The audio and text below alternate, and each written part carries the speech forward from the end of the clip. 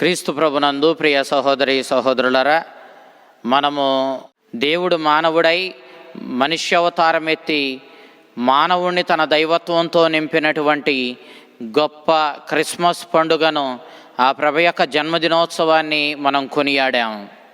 ఇంతటి భాగ్యాన్ని ఇచ్చినందుకు ముందుగా ఆ దేవునికి కృతజ్ఞతలు తెలియచేద్దాం. ఇక ఈనాడు మనము నూతన సంవత్సరంలో అడుగుపెట్టాం. ఈ నూతన సంవత్సరమునందు దేవుడు ప్రతి ఒక్కరిని సకల సుఖ సంతోషాలతో ఆయురారోగ్యాలతో కాచి కాపాడాలని మనసారా కోరుకుంటూ దేవుని ప్రార్థిస్తూ ఉన్న ఈ సందర్భంగా శ్రోతలందరికీ నూతన సంవత్సర శుభాకాంక్షలు తెలియచేస్తూ ఉన్నా. We wish you a very happy new year.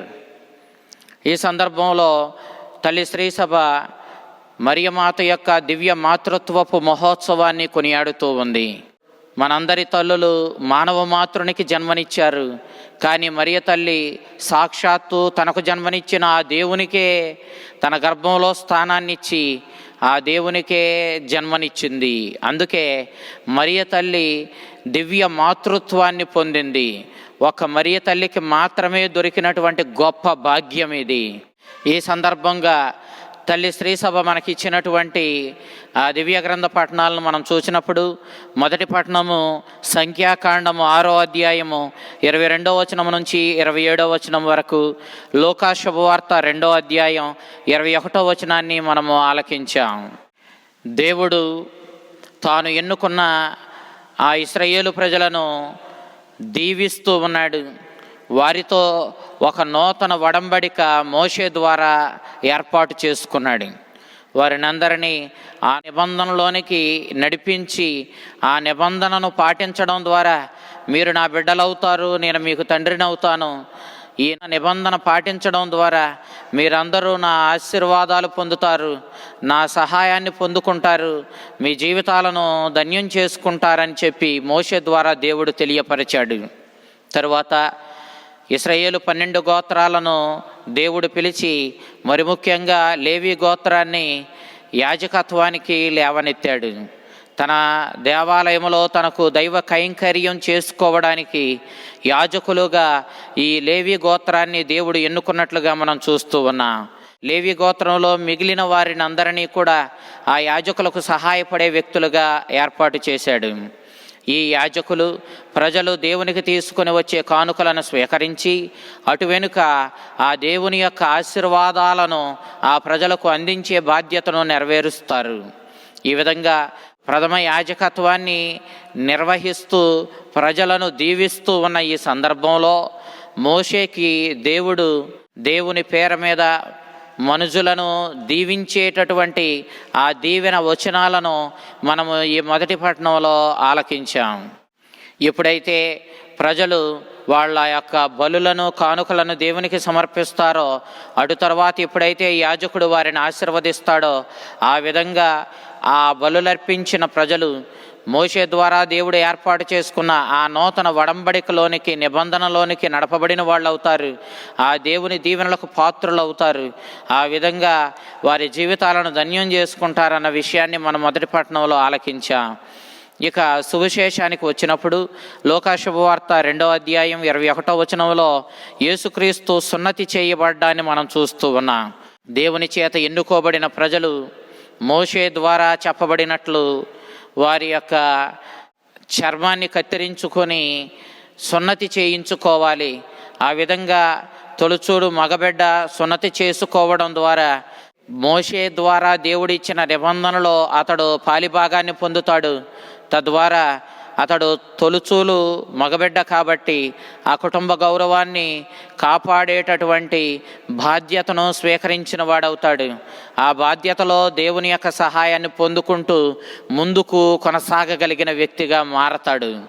కాబట్టి ఈనాడు మనము యేసుక్రీస్తు తొలుచూలు మగబిడ్డ కాబట్టి మరియమాత యోసేపులు అతన్ని 8వ రోజున దేవాలయానికి తీసుకుని వెళ్ళి మోషే ధర్మశాస్త్రం చెబుతున్నట్లుగా సున్నతి చేయించినట్లుగా మనకి లూకా సువార్తకారుడు తెలియచేస్తూ ఉన్నాడు. ఆది కాండము 7వ అధ్యాయం 12వ వచనము, లేవియ కాండము 12వ అధ్యాయం 3వ వచనంలో ఈ విధంగా సున్నతి చేయబడడం అనేటటువంటి నియమాన్ని మనం చూస్తాం. ఆ నియమాన్ని పరిపూర్తి చేస్తూ ధర్మశాస్త్రానికి విధేయతను చూపించిన మరియ యోసేపులు బాలయేసును దేవాలయానికి తీసుకుని వెళ్ళి సున్నతి చేయించి ఆ బాలునికి అదే రోజున యేసు అని పేరు పెట్టడాన్ని మనం చూస్తూ ఉన్నాం. యేసు అనగా యావే రక్షిస్తాడు అని అర్థము, దేవుడు రక్షిస్తాడు అని భావం. మనుషులను రక్షించువాడనే అర్థాన్ని ఇచ్చేటట్లుగా యేసు అని ఆ దివ్య బాలయేసుకు పేరు పెట్టినట్లుగా మనం చూస్తూ ఉన్నాం. మత్తయి శుభవార్త 1వ అధ్యాయం 21వ వచనంలో మనం చూసినప్పుడు దేవదూత యోసేపునకు దర్శనమిచ్చి ఆ బాలునికి యేసు అని పేరు పెట్టమని, ఎందుకంటే అతడు మనుషులను వారి పాపముల నుండి రక్షిస్తాడని ఆ యేసు అనే పేరు యొక్క అర్థాన్ని వర్ణించి తెలియజేయడాన్ని మనం చూస్తూ ఉన్నాం. లోకా శుభవార్త 1వ అధ్యాయము 30వ వచనం నుంచి 31వ వచనం వరకు మనం చూసినప్పుడు కూడా యేసు అనే పేరు యొక్క అర్థాన్ని మనం గ్రహిస్తాం. ఈ రీతిగా మానవాళిని రక్షించడానికి, వారిని దీవించడానికి, వారిని తన దైవత్వంతో నింపడానికి, పాప మరణాలనే చీకట్లను పారద్రోలి వారిని తన జీవపు వెలుగుతోనూ ఆశీర్వాదంతోనూ నింపడానికి దేవుడు నిర్ణయించుకున్నప్పుడు మానవాళి రక్షకునిగా స్వయంగా తన కుమారుణ్ణి ఈ లోకానికి పంపించినట్లుగా మనం చూస్తూ ఉన్నాం. ఇదే లోకా శుభవార్తలో మనం క్రిస్మస్ రోజున ఆలకించినటువంటి సువిశేషం చూచినప్పుడు గొల్లలు ఆ బాలయేసును దర్శించుకొని అతి సామాన్యమైన బాలునిగా పశువుల తొట్టెలో పరుండబెట్టబడి పొత్తుగుడ్డలతో చుట్టబడిన ఆ బాలుణ్ణి చూచి ఆనందించారు. నిజానికి ఆ బాలునిలో చెప్పడానికంటూ గొప్ప విషయం ఏమీ లేదు, కానీ ఈనాడు ఆ గొల్లలు దేవదూత చెప్పిన సందేశంలో గ్రహించిన గొప్ప విషయాన్ని మనకు ప్రకటిస్తున్నారు.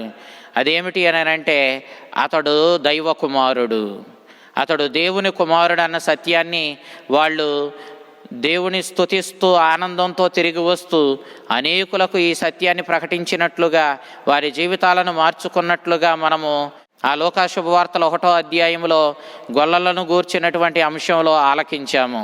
ఈనాడు అదే దైవ కుమారుడైన యేసుక్రీస్తునకు మరియమాత ఈ లోకంలో జన్మనిచ్చింది. తద్వారా దేవునికే జన్మనిచ్చిన తల్లిగా, దేవుని తల్లిగా, థెయాటికోసుగా ఆమె పేరు గణించింది. ఆ దేవుని తల్లి తన దివ్య మాతృత్వం ద్వారా మానవాళిని రక్షించినటువంటి ఆ తల్లి దేవుని రక్షణ ప్రణాళికలో తన వంతు పాత్రను ఏ లోటు లేకుండా పోషించి దేవునితో సహకరించి మానవాళి రక్షణను సాధించిన ఆ దేవుని తల్లి అయినటువంటి ఆ దివ్య మాతృత్వాన్ని పొందినటువంటి ఆ తల్లి మనల్ని, మన కుటుంబాలను, మన బిడ్డలను ఆ దేవుని తనయుడైన యేసుక్రీస్తుని యొక్క ఆశీర్వాదాలతో నింపి ఆ దివ్య మాతృత్వం పొందిన ఆ తల్లి, ఆ దేవునికే తల్లిగా పేరు గణించిన ఆ తల్లి తన యొక్క ప్రార్థనా సహాయంతో మనకు సహాయం చేసి ఈ నూతన సంవత్సరం అంతా మనల్ని, మన కుటుంబాలను ఎల్లప్పుడూ కాచి కాపాడునుగాక. ఆమేన్.